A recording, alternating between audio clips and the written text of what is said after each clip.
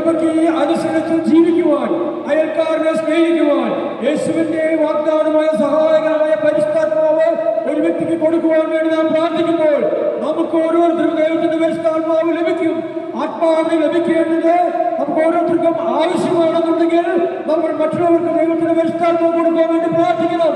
അങ്ങനെ കൊടുക്കുവാൻ വേണ്ടി പ്രാർത്ഥിക്കുമ്പോഴാണ് നമ്മൾ ഓരോരുത്തരേക്കും ദൈവത്തിന്റെ പരിശുദ്ധാത്മാവ് ശക്തമായി പ്രകടമായി നമ്മളുടെ ജ്ഞാനസ്നാനത്താൽ നമ്മൾ നിക്ഷിപ്തമായിരിക്കുന്ന ദൈവത്തിന്റെ പരിശുദ്ധാത്മാവ് കൂടുതലായി വരങ്ങളും ഫലങ്ങളും ദാനങ്ങളും മുന്നോട്ട് പ്രവർത്തിച്ച് അയൽക്കാരനെ ദൈവത്തിലേക്ക് കൊണ്ടുവരുവാൻ നമുക്ക് ഓരോരുത്തർക്കും ശക്തി പ്രാപിക്കുവാൻ യേശു പറഞ്ഞിട്ടുണ്ടല്ലോ, ഞാൻ ജീവൻ നൽകുവാനും അത് സമൃദ്ധമായി നൽകുവാനുമാണ്.